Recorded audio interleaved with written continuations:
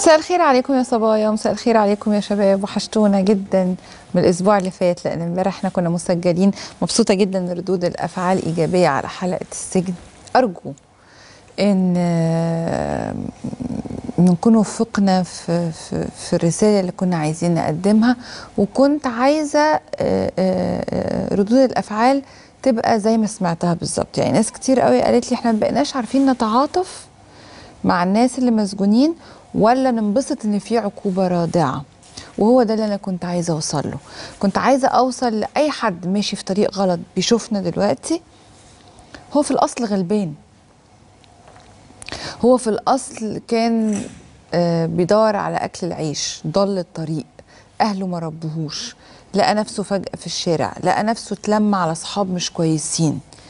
عشان كده دايما مش المفروض نعمل قضاء على بعض، لان محدش عارف ظروف التاني. ولكن انا ما ببررش ابدا اللي بيروحوا يرتكبوا جرائم او يأذوا الناس او كنت بس بدق ناقوس خطر كده، بقول خلي بالكم ان انت ممكن تبقى بينك وبين نفسك بتدي المبرر لنفسك. ده انا غلبان، ده انا مش لاقي اكل العيش، ده انا مش عارف اتعالج، ده انا مش عارف، ده انا مش عامل، فاسرق، لا اثبت على الدائري، لا اروح اقتل جاري واخد منه فلوس، اشمعنى هو معاه فلوس وانا معيش. تفضل تدي لنفسك مبررات انك ترتكب جريمه او تاذي الناس، لانك بينك وبين نفسك انت فاهم انك غلبان. بس مش هي دي الحقيقه. الحقيقه ان انت بتضر نفسك اكتر ما بتضر اي حد تاني، و... و... و... وبتأذي كل اللي حواليك، عيالك واهلك كل الناس، كل اللي، حتى ابن عمك، ابن عمتك، حتى قريبك البعيد يقول لك يا عم ده عنده قريب مسجون، ده ابن عمته كان لسه طالع سوابق مش عارفه فين. فصدقوني الطريق اللي مش كويس واصرارنا دائما على ان احنا نطلع جرائم، بنحاول دايما نفهمه لوزارة الداخلية، وبنحاول دايما نفهمه لكم، وهو ان احنا نوعظ الناس ونقول لهم خلي بالكم يا اللي انت بتبيع برشام، خلي بالك لانك هتقع، لان فلان اتمسك زيك. يا اللي فكرت تقتلي جوزك عشان عشيقك، اتطلعي احسن ما تقتليش. يا اللي مسكت صاحبك قتلته عشان 500 جنيه ولا 1000 جنيه، ال1000 جنيه هيتصرفوا في 5 دقايق وانت هتبقى قاتل وهيتحكم عليك بتأبيدة او ولو حتى نفدت منها، وده صعب، ربنا مش هيسيبك. يعني شوفوا الناس امبارح، ناس كانت بتتاجر في المخدرات وما اتمسكتش مخدرات، وجت في خناقه صغيره جدا حصل فيها قتل، وهم يمكن مش مالهمش ذنب، ولكن يعني مش هم اللي قتلوا او اتورطوا في الحكايه دي عشان اخوهم كان بيتخانق، اخدوا 25 سنه. يعني نفس الحكم اللي المفروض كان يتحكم عليهم فيه في المخدرات ربنا اداهولهم. فهو ربنا عادل جدا. ف كان نفسي الناس تفهم امبارح ان السجن مش سهل خالص، وان فكره الحريه دي نعمه رهيبه. حتى زي امبارح كانوا بيقولوا مصطلح كنت اول مره اسمعه، هو ناكلها بملح. حتى لو كلتها بملح احسن بكتير قوي من تبقى محبوس وحد يتحكم فيك. حاجه تانية عايزه اتكلم فيها وبرضه تخص الجريمه.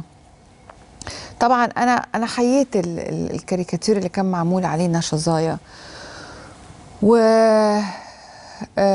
لانه كان ارتستيكلي او فنيا ومعمول كويس جدا.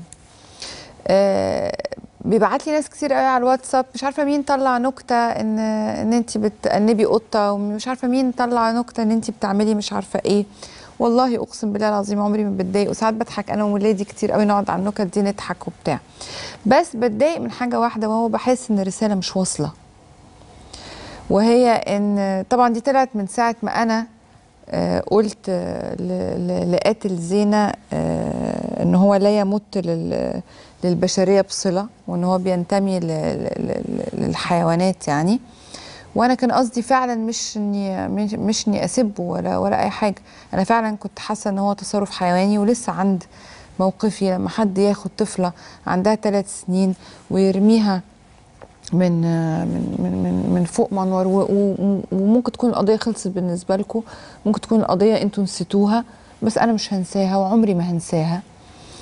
وعمري ما هنسى شكل بورسعيد وهي مظلمه، وشكل الام وهي في انهيار عصبي، وشكل البيت وهو زي ما يكون يعني الطفله دي كانت موجوده هنا لسه حالا، ولعابها محطوطه والوانها محطوطه. ومش هنسى السطوح والمنور وعمقه، حادثه ما تتنسيش، وحادثه مرعبه ومقززه وكل حاجه في الدنيا. كنت خارجه من سينما انا وابني من كام يوم، وشوفنا فيلم حلو قوي اسمه 300. مش بعلن عن الفيلم بس هو فعلا فيلم عبقري. وبتناقش انا وابني واحنا طالعين، وبقول له لا اللقطه الاخيره مش عارفه الجرافيك كان شويه فيك او يعني مصطنع او مبالغ فيه، فهو بيقول لي مش عارفه ايه، وبنتكلم وبتاع. فجاه لقيت واحد واقف وسط مثلا 25 راجل بيقول ايه بقى بصوت عالي، انت مش ندمان على اللي انت عملته؟ طب هو انت بتعمل الجريمة دي مش عارفة ايه يا حيوان يا حيوان، وقاعد بقى يتريق بصوت عالي جدا جدا جدا جدا. وفكرت لوهلة ارد عليه ولا ما اردش. وبعدين ابني عنده 16 سنة، فطبعا هو مش من النوع اللي يدخل ويتخانق وكده، فانا يعني حفاظا على كرامته رديت على الولد، وقامت خناقه كبيره جدا جدا. والولد الحقيقه ما كانش محترم خالص خالص خالص، وقال الفاظ جارحه جدا جدا قدام ابني. يوميها انا روحت كارهه الشهره وكارهه شغلانتي وكارهه الدنيا كلها، لاني حسيت اني لو انسانه طبيعيه وكنت خارجه من السينما مع ابني ما كانش حد هيضايقني ولا كان حد هيبص لي اصلا. اللي انا عايزه اقوله، ليه مش بحكي لكم يعني مش بضيع وقتكم بالليل عشان اقول لكم، اللي عايزه اقوله لكم ان طريقه التريقه اللي هو بيعملها ان هو اتفرج على الحلقه، وان هو متابع البرنامج، وان هو بيشوف شغلنا. فانت منين انك متابع جيد وبتشوف شغلنا، ولما تشوف المذيعه بتتريق عليها او بتعمل التريقه دي؟ مش هتزودني ولا هتنقصني، وثقتي في شغلنا ما بتتهزش. بس انا عايزه اقول لاي حد بيسخر من اللي احنا بنعمله ده حاجه صغيره قوي. اوعوا تفتكروا انك عشان تبقى حياتك كل يوم عباره عن ان انت بتنزل من بيتك، تتنقل من اسم لاسم، تقابل مجرمين، وتسمع عن قضايا، وتسمع عن حوادث، وتشوفها بعينيك، وتشوف دم، وتشوف صور، وتسمع ان فلان قتل فلان، وان فلان سرق فلان، وان فلان عمل فلان، وتدخل لإقسام في المتهم اللي هيقابلك بأدب، وفي المتهم اللي هيقابلك بقلة أدب، وفي الضابط اللي هيقابلك في ترحاب، وفي ضابط مش هيقابلك في ترحاب. اقسم بالله العظيم الناس كلها فاكره ان احنا بندخل لإقسام بتتفتح لنا يعني من اوسع ابوابها. اقسم بالله ان احنا بناخد تصاريح بمنتهى الصعوبه، واقسم بالله ان احنا بيحصل لنا مشاكل غير طبيعيه قدام الإقسام، وساعات بنبقى هنتضرب، وساعات بنبقى مشاكل، وساعات بيبقى خطر علينا بعد ما بنروح. عمرنا ما بنصور مع متهم غصب عنه، وبيبقى باين جدا في التقرير ان هو اللي عايز يحكي وهو اللي عايز يقول. في ناس بترفض التصوير، بنحترم ده ونمشي على طول. لكن انا عايزه اقول ان لما يبقى في كرو مكرس حياته ان هو ينزل كل يوم، بدل ما يروح نادي ولا يروح حتى مكتب يقعد في التكييف من 8 الصبح ل 3، ولا حتى يقعد في الاستوديو والمراسلين ينزلوا يعملوا له تقارير ويرجع. احنا بننزل من 100 غمر للدقهلية، للقليوبية، لاسكندرية، لسوهاج، لقنا، للمنيا، لمبابة، للكتكات، لمدينة نصر. لا، كل ده بنفضل نلف نلف نلف نلف. وصدقوني ان دخول الاقسام والتعامل مع المتهمين، ومش هقول مجرمين لان المتهم بريء حتى تثبت ادانته، وده مش حاجه سهله. ده بيعمل حاله نفسيه غير طبيعيه، بيعمل قلق وتوتر عندنا كلنا، لان احنا بنروح كلنا خايفين من اللي بنشوفه كل يوم. فكره ان انت تتعامل مع متهم وممكن يحطك في دماغه بعد ما تمشي، دي مش سهله. الاهليه مش دايما بتقابلك قدام الاسم بادب، بتسمع اوحش الالفاظ بالاب والام. هتقولي طب بتعرضي نفسك ليه؟ ده اللي عامل الشهره بتاعت البرنامج واللي عامل الريتنج بتاع البرنامج للاسف الشديد مش الجرايم. لو عدينا ايه الحلقات اللي نجحت السنه اللي فاتت في 2013، هي قضيه رفح، وهي لا تخص الجرائم باي شيء. قضيه الشيخ يوسف البدري الله يرحمه يا رب يدخله فسيح جناته، برضو ملهاش اي دعوه بالجرائم. قضيه زينه ولقاء الام المؤثر جدا جدا جدا، والاقصر طبعا والسياحه وحادثه القطر. يعني حاجات كتير قوي ملهاش اي علاقه بالجرائم اللي احنا بنغطيها. اذا كنا احنا بنغطي جرائم واصرارنا على ان احنا ناخد دايما تصاريح ان احنا نغطي الجرائم دي، هو اصرار منا لمساعده رجال الامن في تقويم المجتمع، ولمساعده رجال الامن بان احنا ننصح الناس ان ده طريق غلط، وبرضه تكريم لرجال الداخليه ورجال الامن اللي احنا بندعمهم وبنقف في ظهرهم من زمان جدا جدا، من يوم 25 يناير.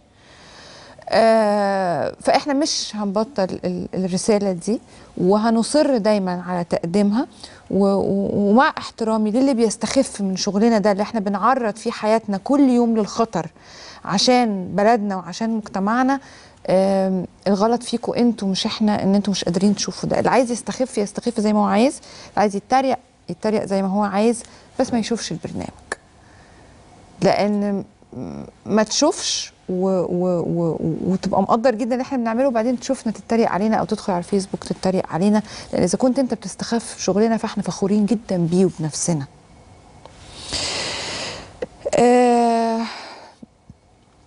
من الناس اللي كنت فخوره جدا بيهم من وانا صغيره، ودايما بقول كده على الهوا وما بقولش كده لما بشوفه. يعني آل أديب اللي هم الأستاذ عمرو أديب والأستاذ عماد أديب. مش محتاجة أكيد أنا عمرو أديب وعماد أديب في حاجة، ولا محتاجة لهم برضه هيشغلوني مثلا في الOSN أو في الCBC. أنا في النهار تمام على فكرة ومبسوطة قوي ومش هسيبها دلوقتي. يعني ناس دايركت جدا. هتقولي بس متلونين مش عارفه ايه وبتاع، ماليش دعوه بالكلام ده خالص، لان كل واحد في فتره كان ليه راي ومتلخبط و استاذ عماد اديب في زواجه الاخير شابوه. يعني كنت بشوف فيديوهات الفرح على الانترنت وعايزه انحني ليه، انه قال لكل الناس ولا تهموني، اتجوز مين، فرق سن ايه، هعمل فرح وهرقص وهنبسط.